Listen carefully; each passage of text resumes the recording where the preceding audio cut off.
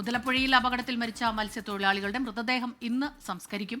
അഞ്ചുതെങ്ങ് സ്വദേശികളായ Michael, Joseph എന്നിവരുടെ മൃതദേഹം പോസ്റ്റ്മോർട്ടത്തിന് ശേഷം ബന്ധുക്കൾക്ക് വിട്ടു നൽകും. മണൽ മാറ്റാത്തതാണ് വീണ്ടും അപകടത്തിന് കാരണമെന്ന പരാതി ഇപ്പോൾ മത്സ്യത്തൊഴിലാളികൾ ഉയർത്തുന്നുണ്ട്. MG പ്രതീഷ് വിവരങ്ങളുമായി തിരുവനന്തപുരത്ത് ചേരുന്നുണ്ട്. പ്രതീഷ്, ഇത് നാളുകളായുള്ള പരാതിയാണ്. അതുമായി ബന്ധപ്പെട്ട് ഒട്ടേറെ പ്രക്ഷോഭങ്ങൾ നടന്നതാണ് ഈ മുതലപ്പുഴയിലെ മണൽ നീക്കവുമായി ബന്ധപ്പെട്ട്.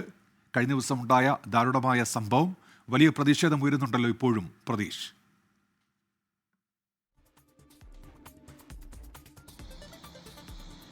ഉന്മേഷ, മുതലപ്പുഴി മരണപ്പുഴിയായി മാറിയിട്ട് വർഷങ്ങളായി. പക്ഷേ അപ്പോഴും ഈ ദുരന്തങ്ങൾ അല്ലെങ്കിൽ മരണങ്ങൾ ആവർത്തിച്ചുകൊണ്ടിരിക്കുന്നു എന്നതല്ലാതെ ഇതിന് യാതൊരു പരിഹാരവും ഉണ്ടായിട്ടില്ല എന്നതാണ് ഏറ്റവും പ്രധാനപ്പെട്ട കാര്യം. ഞാനിപ്പോൾ നിൽക്കുന്നത് മുതലപ്പുഴിയിലാണ്. ഇന്നലെ ഇവിടെയാണ് 2 മത്സ്യത്തൊഴിലാളികൾക്ക് ജീവൻ നഷ്ടപ്പെട്ടത്.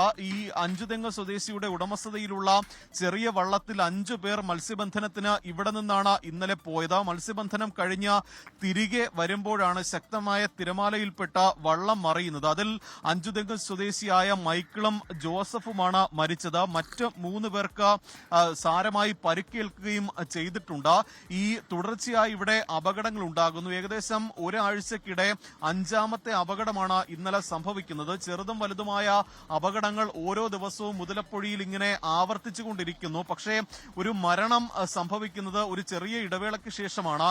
അപ്പോഴും ഇതുമായി ബന്ധപ്പെട്ടുള്ള കൃത്യമായ പരിഹാര നടപടികൾ മുതലപ്പുഴയിൽ ഇപ്പോഴും അന്യമാണ് എന്നതാണ് നമുക്ക് ഇവിടെ നിന്ന് മനസ്സിലാക്കാൻ കഴിയുന്ന കാര്യം. ഈ പല ഘട്ടങ്ങളിലും മുതലപ്പുഴയിലെ അശാസ്ത്രീയ നിർമ്മാണം, ഒപ്പം ഈ അപകട കെണികളൊക്കെ തന്നെ മാറ്റണമെന്ന ആവശ്യം സർക്കാരിനോട് മത്സ്യത്തൊഴിലാളികൾ മുന്നോട്ട് വച്ചതാണ്. പക്ഷേ ആ പരിഹാരം അകലെയാണ് എന്ന് മാത്രമാണ് മത്സ്യത്തൊഴിലാളികൾക്കും പറയാനുള്ളത്. കാരണം തുടർച്ചയായി അപകടങ്ങൾ ഉണ്ടാകുന്നു. മത്സ്യബന്ധന വള്ളങ്ങൾ തിരയിൽപ്പെട്ട് മറിയുന്ന സാഹചര്യം, മത്സ്യത്തൊഴിലാളികൾ നിരവധി പേർക്ക് പരിക്കേൽക്കുന്ന സാഹചര്യം, അങ്ങനെ വലിയ തരത്തിലൊരു ദുരന്ത സമാനമായ സാഹചര്യമാണ് മുതലപ്പുഴയിൽ കഴിഞ്ഞ കുറെ നാളുകളായി ഉണ്ടായിട്ടുള്ളത്. ഈ നേരത്തെ ഈ പുഴി ഇപ്പോൾ മുറിഞ്ഞു കിടന്ന പുഴി നേരത്തെ മണലടിഞ്ഞ് ഈ മത്സ്യത്തൊഴിലാളികൾക്ക് കടലിലേക്ക് പോകാൻ കഴിയാത്ത സാഹചര്യമായിരുന്നു. പിന്നീട് ഈ മണൽ ഒരു വലിയ അളവിൽ ഇവിടെ നിന്ന് നീക്കം ചെയ്ത ശേഷമാണ് ഈ പുഴി മുറിച്ച് വീണ്ടും മത്സ്യബന്ധനം മുതലപ്പുഴയിൽ പുനരാരംഭിച്ചത്. പക്ഷേ ഈ മത്സ്യബന്ധനം പുനരാരംഭിച്ച് ദിവസങ്ങൾ കഴിഞ്ഞു അതിന് പിന്നാലെ അപകടങ്ങൾ ഉണ്ടാകുന്നു എന്നതാണ് ഏറ്റവും പ്രധാനപ്പെട്ട കാര്യം. ഈ മുതലപ്പുഴയിൽ അടിഞ്ഞുകൂടിയ മണൽ നീക്കം ചെയ്യാത്തതാണ് ഈ അപകടങ്ങൾ വീണ്ടും ആവർത്തിക്കുന്നത് എന്നതാണ് മത്സ്യത്തൊഴിലാളികൾ പ്രധാനമായും പറയുന്നത്. നേരത്തെ അദാനിയും സർക്കാരും തമ്മിൽ കരാർ ഏർപ്പെടുകയും ഈ മണൽ നീക്കത്തിനായി വലിയ പദ്ധതികളൊക്കെ തന്നെ ആവിഷ്കരിക്കുകയും ചെയ്തു. പക്ഷേ പൂർണ്ണമായും ഇവിടെ നിന്ന് ഇപ്പോഴും മണൽ നീക്കം ചെയ്തിട്ടില്ല എന്നതാണ് മത്സ്യത്തൊഴിലാളികൾ പറയുന്നത്. അതുകൊണ്ട് തന്നെ ഈ മണൽ തുടർച്ചയായി വീണ്ടും ഓരോ ദിവസം കഴിയുന്തോറും കൂടുതൽ മണൽ ഈ മുതലപ്പുഴി ഈ പൊഴിയുടെ ഭാഗത്ത് അടിഞ്ഞുകൂടുകയും ശക്തമായ തിരമാലകൾ രൂപപ്പെടുകയും ചെയ്യുന്നു. ആ തിരമാലകളിൽ പെട്ടാണ് മത്സ്യബന്ധന വള്ളങ്ങൾ മറിയുന്നതും മത്സ്യത്തൊഴിലാളികൾക്ക് അപകടങ്ങൾ സംഭവിക്കുന്നതും. പലപ്പോഴും ഈ മറ്റ് മത്സ്യത്തൊഴിലാളികളാണ് രക്ഷാപ്രവർത്തനത്തിന് പോലും എത്തുന്നത്. അങ്ങനെ ഒരു സുരക്ഷാ സംവിധാനങ്ങൾ ഒന്നും തന്നെ മുതലപ്പുഴയിൽ ഇല്ല എന്നുള്ള വലിയ ആക്ഷേപം മത്സ്യത്തൊഴിലാളികൾ കഴിഞ്ഞ കുറെ നാളുകളായി ഉന്നയിക്കുന്നുണ്ട്. ഏതെങ്കിലും തരത്തിൽ മത്സ്യത്തൊഴിലാളികൾ അല്ലെങ്കിൽ മത്സ്യബന്ധന വള്ളം അപകടത്തിൽപ്പെട്ടാൽ ഇവിടെയുള്ള മറ്റ് മത്സ്യത്തൊഴിലാളികളാണ് രക്ഷാപ്രവർത്തനത്തിന് പോലും എത്തുന്നത്. പക്ഷേ ഇന്നലെ അത്തരത്തിലൊരു രക്ഷാപ്രവർത്തനം നടത്തിയെങ്കിലും 2 പേരുടെ ജീവൻ നഷ്ടപ്പെടുന്ന ഒരു സാഹചര്യമാണ് ഉണ്ടായിട്ടുള്ളത്. അഞ്ചുതെങ്ങ്